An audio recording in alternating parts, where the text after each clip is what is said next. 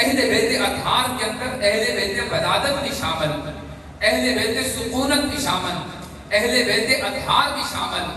میرے نبی رحمت صلی اللہ علیہ وسلم کی جو ازواج ہیں وہ بھی حضور کی اہل بیت کے اندر شامل ہیں۔ یہ بات یاد رکھی جائے کہ قبلہ حضرت صاحب تشریف فرما ہیں، وہ بخوب ان باتوں سے آگاہ اور آشنا ہیں۔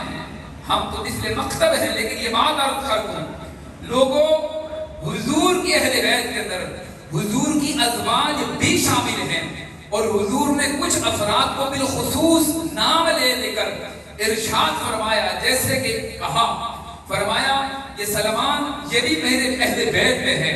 حضرت بلال کی بابت ارشاد فرمایا یہ بلال یہ بھی ہمارے اہل بیت میں ہے۔ اور صحیح مسلم کی روایت کے الفاظ حضرت زید بن ثابت فرماتے ہیں اصحاب رسول کے مابین آپس باہم تکرار ہوا کرتا تھا کہ اہل بیت اطہار کے اندر حضور کی ازواج ہیں یا نہیں۔ اور یہی سوال جب حضرت زید سے کیا گیا کہ یا زید الیس نساؤہ من اہل بیتہ، فرمایا اے زید یہ تو بتاؤ حضور کی اہل بیت کے اندر حضور کی ازواج تھی یا نہیں؟ تو میرے آقا کے صحابی کہتے ہیں لوگوں یاد رکھنا میرے آقا نے اپنی ازواج کو بھی اہل بیت اطہار کے اندر شامل فرما لیا ہوا ہے۔ اور یوں ہی میرے آقا کریم صلی اللہ علیہ وسلم نے اور بھی بہت سی ہستیوں کو اہل بیت کے اندر شامل فرمایا، لیکن بالخصوص جن کو جامع ترمذی کے حوالے سے کوٹ کیا جاتا ہے، میرے آقا کریم صلی اللہ علیہ وسلم نے ان کے اوپر اپنی چادر تطہیر کو اوڑھا کر رب کی جناب کے اندر ان الفاظ کے ساتھ دعا کی تھی، مولا اللہم ہؤلاء اہل بیتی، مولا یہ میرے اہل بیت ہیں اور میں محمد ان سے محبت کرتا ہوں، مولا تو بھی ان سے محبت فرما۔ اور جو بندہ صبح قیامت تک ان سے محبت کرے مولا تو اس بندے سے محبت فرماتا چلا۔ لوگوں یہ میرے آقا کریم صلی اللہ علیہ وسلم نے کرائیٹیریا بنا دیا، اہل بیت اطہار کی محبت جس بندے کے سینے کے اندر آ جاتی ہے رب کائنات اس کے ساتھ محبت فرمایا کرتا ہے۔ اور حضور نے جن افراد کو اپنی چادر تطہیر کے نیچے چھپا لیا ان میں سے کون کون سی ہستیاں تھیں؟ ان میں سے ایک وہ عظیم ہستی جس کو دنیا حسن و حسین کے بابا کے نام سے پکارتا، حسن و حسین کے بابا، فاطمہ کے سر تاج، تاجدار ہر عطا، مراد کل وفا، سخاوت کا سمندر، شجاعت کے غضنفر، باب مدینہ العلم، امت کے استاد، امت کے نبی کے داماد، ذات مصطفیٰ، ہم راز مصطفیٰ، ذات مصطفیٰ، مولا علی مشکل کشا شیر خدا کی ذات اقدس۔ مولا علی کا نام سن کر ذرا ڈٹ کے سبحان اللہ فرمائیے۔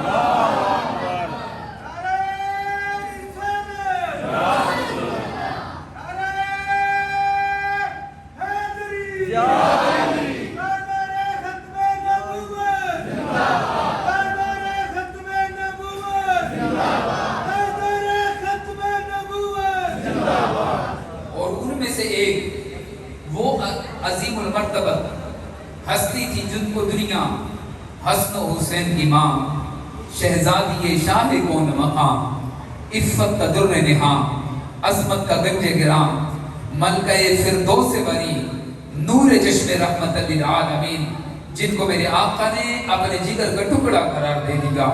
وہ حسن و حسین کی ماں اس چادر تطہیر کے نیچے تھی۔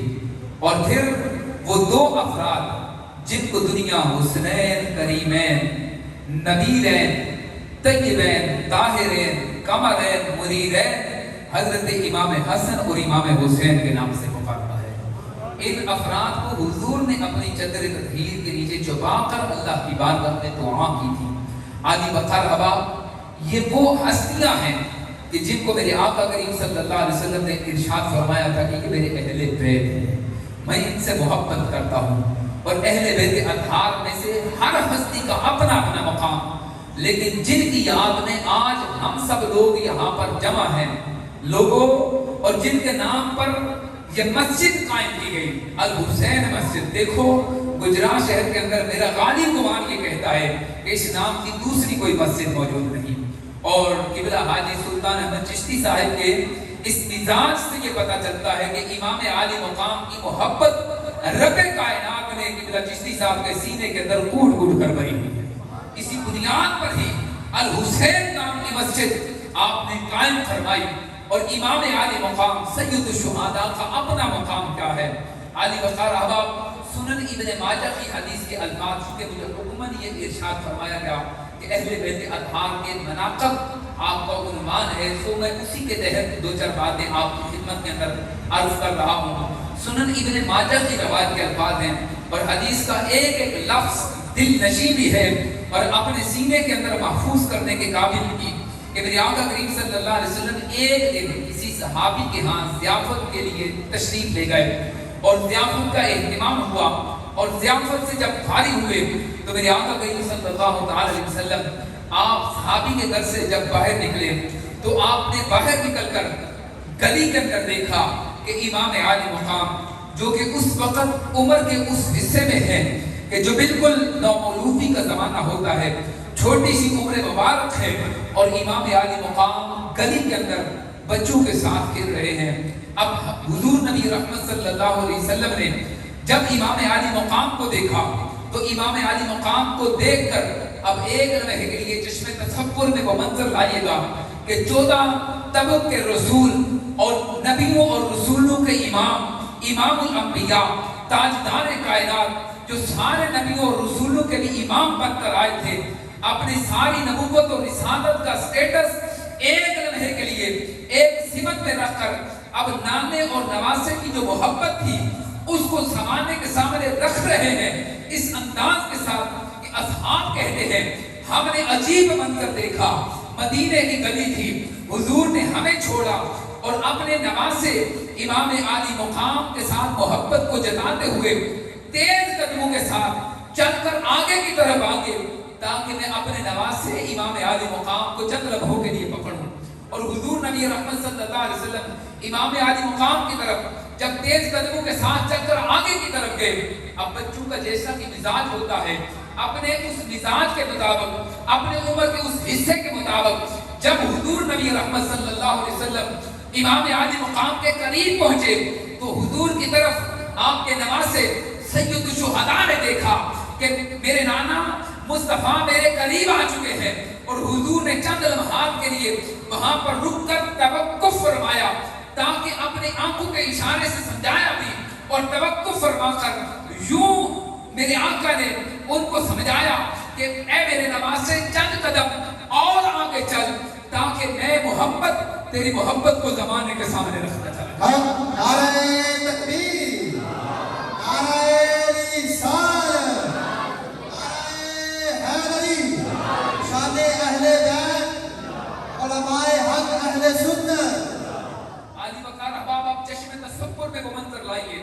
میرے آقا کریم صلی اللہ علیہ وسلم جب رک گئے تو امام عالی مقام اب تیزی کے ساتھ آگے کی طرف چلے اور جب آگے چلتے ہیں اور تھوڑے ہی قدم چلنے کے بعد رک گئے کہ میرے آقا کریم صلی اللہ علیہ وسلم پھر تیزی کے ساتھ آگے کی طرف بڑھے تاکہ نواسے کے قریب پہنچوں اور قریب پہنچ کر حضور پھر رک گئے اور جب رکے اور نواسے نے جب دیکھا کہ میرے نانا میرے سر کے اوپر پہنچائے، تیسری مرتبہ پھر امام عالی مقام تیز قدموں کے ساتھ آگے کی طرف بڑھے. اصحاب کہتے ہیں ہم ایک عجیب ہی منظر دیکھ رہے تھے کہ نبی و رسولوں کا امام اپنے نواسے کے ساتھ کس انداز کسی محبت کو جتا رہا ہے. اب آقا کریم صلی اللہ علیہ وسلم تیسری مرتبہ امام عالی مقام کے قریب پہنچے. اب حدیث کہتی ہے کہ امام عالی مقام کے قریب پہنچ کر حضور نے حضرت سید الشہداء کے سر اقدس کے اوپر اپنے ایک ہاتھ کو رکھ لیا اور دوسرا ہاتھ تھوڑی کے نیچے رکھ لیا. حدیث کہتی ہے حتی تحت ذقنہ والاخری فی فاس راسہ، ایک ہاتھ سر کے اوپر تھا، دوسرا ہاتھ تھوڑی کے نیچے تھا اور میرے آقا نے امام عالی مقام کے چہرے پر بوسوں کی بارش کر دی اور بوسے لیتے جاتے تھے اور ساتھ ساتھ میرے آقا کہتے تھے اے زمانے والوں سن لو، لوگوں یاد رکھنا، حسین منی وانا من الحسین، حسین مجھ سے ہے میں حسین سے ہوں. میرے آقا کریم صلی اللہ علیہ وسلم نے اس انداز کے ساتھ اپنے نواسے سید الشہداء کے ساتھ محبت کو جتایا اور وہ معروف حدیث کے الفاظ جو جامع ترمذی کے اندر آتے ہیں کہ میرے آقا کریم صلی اللہ علیہ وسلم کی بارگاہ اقدس کے اندر ایک وہ زمانہ تھا جب حضرت حذیفہ بن یمان بارگاہ رسالت میں آئے اور حضرت حذیفہ فرماتے ہیں میرے دل کے اندر یہ خیال تھا کہ آج میں بارگاہ رسالت میں جا کر اپنی اور اپنی ماں کی مغفرت کی دعا کرواؤں. علماء اہل سنت کی زبانوں سے 20 مرتبہ یقیناً آپ نے یہ بات بھی سنی ہوگی، لیکن اپنے لہجے میں آپ کی خدمت کے اندر اس کو اختصاراً عرض کرنا چاہوں گا. اہل بیت اطہار کی عظمت کے حوالے سے حضرت حذیفہ بن یمان فرماتے ہیں کہ جب میں حضور کی بارگاہ میں آیا اور ماں سے خاص اجازت لے کر آیا تھا، توجہ ادھر، میں خاص ماں سے اجازت لے کر آیا، اے امی مجھے اجازت دو کہ آج میں بارگاہ رسالت میں جا کر آپ کی اور اپنی بخشش کی دعا کروانا چاہتا ہوں. تو ماں نے اجازت دے دی اور کہا کہ چلے جاؤ بیٹا. اب حضور کی بارگاہ میں آئے اور بڑی دیر تک بیٹھے رہے. نماز عصر کا وقت گزرا، پھر نماز مغرب کا بھی وقت گزرا. نماز مغرب پڑھ کر حضور ایک شخص کے ساتھ، ایک فرد کے ساتھ مہم گفتگو ہوئے اور اتنا وقت گزر گیا کہ نماز عشاء کا وقت آ گیا. اب نماز عشاء بھی مکمل ہوئی اور نماز عشاء کو ادا کرنے کے بعد بعد از خروج بسمعہ میرے آقا نے دعا کے اہتمام کرنے کے بعد اب مدینے کی اس گلی سے یوں گزر رہے تھے کہ میرے آقا کی حدیث کہتی ہے کہ حضرت حذیفہ بن یمان نے دیکھا کہ دل کے اندر جو تمنا لے کر میں آیا تھا وہ دل کی تمنا تو دل ہی میں رہ گئی اور میں بارگاہ رسالت میں اپنے دل کی بات تو کر ہی نہیں سکا. حضرت حذیفہ فرماتے ہیں میں بارگاہ رسالت میں حاضر ہونے کے لیے حضور کے پیچھے پیچھے چل پڑا اور حدیث کہتی ہے ثم ان قتل فتبعته فسمع صوتي فقال من هذا. حذیفہ تو میرے آقا کے پیچھے پیچھے حضرت حذیفہ چل رہے تھے اور حدیث یہ کہتی ہے ثم ان قتل فتبعته فسمع صوتي. حضور نے آگے آگے چلتے چلتے حضور نے جب قدموں کی آہٹ کو سنا تو میرے آقا نے بنا پلٹے بنا دیکھے حضور نے آگے چلتے چلتے پوچھا کیا میرے پیچھے حذیفہ تو نہیں آ رہا؟ نہیں، میں آپ کو بات نہیں سمجھا سکتا یا آپ نے مکمل توجہ نہیں فرمائی. اگر توجہ فرما رہے ہیں تو ڈٹ کے ذرا سبحان اللہ فرمائیے. اچھا آپ کی توجہ ہے مکمل طور پر، اب مجھے یقین آ گیا. تو میں یہ عرض کر رہا ہوں حضرت حذیفہ، چونکہ یہ اس زمانے کی بات ہے کہ جب ابھی یہ مزاج ہی نہیں آیا تھا کہ نبی کو دیوار کے پیچھے کا علم نہیں ہوتا. یہ اس زمانے کی بات ہے کہ جب ابھی کتابیں اس حوالے سے نہیں چھپی تھی کہ نبی کا علم اتنا نہیں کہ وہ دیوار کے پیچھے جان سکے. نبی کے صحابہ یہ عقیدہ رکھتے تھے کہ میرے آقا جس طرح سے آگے دیکھتے ہیں اسی طرح سے آمینہ کے لال پیچھے بھی دیکھ لیتے ہیں. اور صحیح بخاری کی حدیث کے الفاظ ہیں، میرے آقا کریم صلی اللہ علیہ وسلم نے ایک دن نماز کو ادا کرنے کے بعد ارشاد فرمایا اے صحابہ سن لو، رب ذوالجلال کی عزت کی قسم تمہارا ظاہر و باطن میرے سامنے عیاں اور واضح ہے. میں محمد جس طرح سے آگے دیکھتا ہوں اسی طرح سے پیچھے بھی دیکھ لیا. فرمایا نہ تمہارا خشوع مجھ سے کشیدہ، نہ تمہارا رکوع مجھ سے کشیدہ، میں ہر چیز کو ملاحظہ کر لیا کرتا ہوں. میرے آقا کریم صلی اللہ علیہ وسلم کی یہ شان اقدس ہے. فسمع صوتی فقال من هذا حذیفہ. فرمایا حضرت حذیفہ سے کیا میرے پیچھے حذیفہ تو نہیں آ رہا؟ تو حضرت حذیفہ فرماتے ہیں نعم یا رسول اللہ، میں ہی آ رہا ہوں. تو میرے آقا نے شاہ فرمایا کیا حاجت لے کر آیا ہے؟ ما حاجتک، توجہ چاہوں گا، ما حاجتک، کیا حاجت لایا ہے؟ غفر اللہ لک ولامک. فرمایا جو تیرے دل کی تمنا ہے وہ میں نے پوری کر دی، تیری اور تیری ماں کی بخشش کی دعا رب سے فرما دی ہوئی ہے. ابھی زبان پر بات نہیں لائے کہ میں دعا کروا دوں، نہیں کہا میں نے تیری دعا کر دی ہے. غفر اللہ لک ولامک، تیری بھی دعا ہو گئی، تیری ماں کی بخشش کی دعا بھی ہو گئی. اب سن، فرمایا ان ھذا ملک لم ينزل الارض قط قبل هذه الليله استاذن ربه ان يسلم علي ويبشرني بان فاطمه سيده نساء اهل الجنه وان الحسن والحسين سيد شباب اهل الجنه. حدیث کے الفاظ میرے آقا نے ارشاد فرمایا اے حذیفہ سن، ابھی تو چند لمحے پہلے میرے پاس بیٹھا ہوا تھا وہ کوئی عام فرد نہیں تھا، وہ اللہ کی جناب سے ایک فرشتہ آیا تھا اور وہ فرشتہ وہ تھا کہ جو آج سے پہلے کبھی زمین پر نہیں آیا. ان ھذا ملک لم ينزل الارض قط قبل هذه ليلا. فرمایا یہ وہ فرشتہ ہے جو آج سے پہلے نہیں آیا. گویا کہ میرے آقا یہ لفظ بول کر زمانے کو خبر دے رہے ہیں، اے زمانے والوں یاد رکھنا میں محمد جانتا ہوں آسمان پر فرشتے کتنے ہیں، ڈیوٹی کتنی ہے، کتنے کتنے فرشتے رہا کرتے ہیں، اور میں یہ بھی جانتا ہوں کہ آج سے پہلے کون آیا ہے اور کون نہیں آیا. میرے آقا علم رکھتے ہیں، اسی بنیاد پر تو میرے آقا کہہ رہے تھے.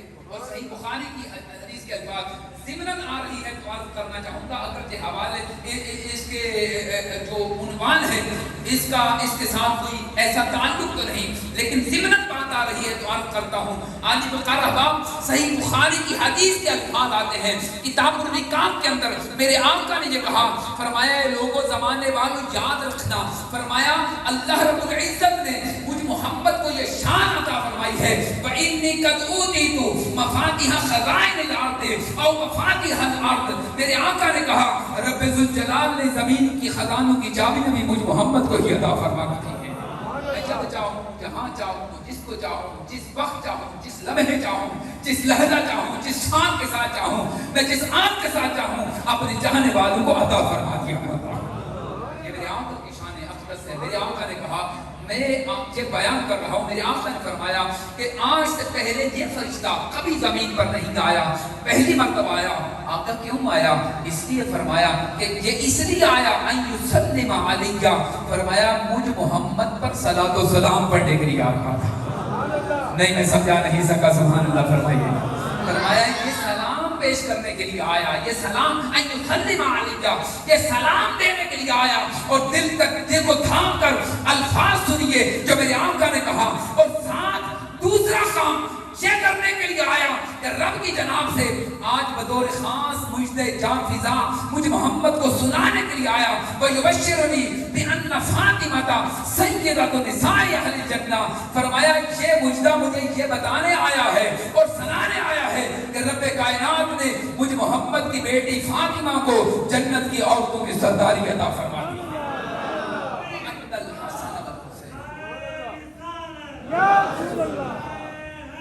یا رسول اللہ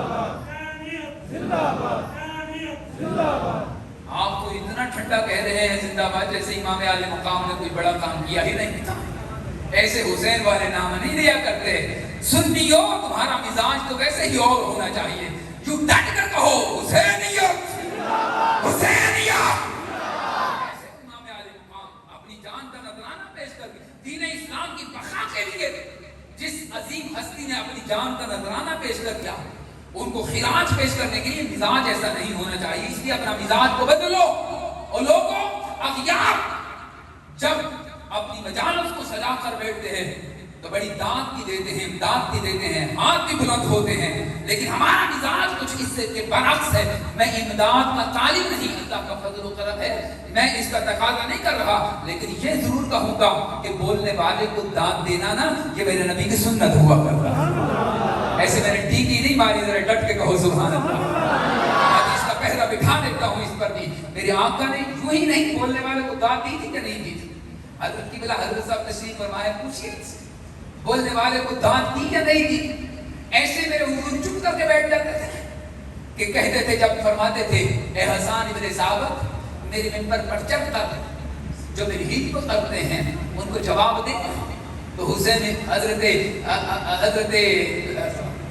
انس ابن مالک اور حضرت حسان ابن ثابت آپ جب منبر کے اوپر چڑھ کر بات فرماتے تھے حضور کی مدح سرائی کرتے تھے، حضور کی نام پڑھتے تھے، میرے آقا کی مدح سرائی کرتے ہوئے وہ مشہور زمانہ جو قصیدہ ہے کہ آقا کی بارگاہ میں یوں عرض کرتے تھے وَأَحْسَنُ مِنْكَ لَمْ تَرَ قَطُّ عَيْنٌ وَأَجْمَلُ مِنْكَ لَمْ تَلِدِ النِّسَاءُ خُلِقْتَ مُبَرَّأً مِنْ كُلِّ عَيْبٍ كَأَنَّكَ قَدْ خُلِقْتَ كَمَا تَشَاءُ. آقا میں کیا آپ کی شان کو بیان کروں کہ آپ جیسا حسین و جمیل تو آج تک کسی ماں نے جنم دیا ہی نہیں. اتنا پیارا بچہ تو آج تک پیدا ہی نہیں ہوا ہوئے زمین پر. اس لیے لوگوں جب حضور کی بارگاہ میں حضرت حسان ابن ثابت اس انداز کے ساتھ آقا کی نام کو بڑا کرتے تو حضور چپ کر کے بیٹھ جاتے کہ ٹھیک ہے حسان تو پڑھ میں چپ کر کے سن لیتا. نہیں ایسا نہیں ہوتا تھا.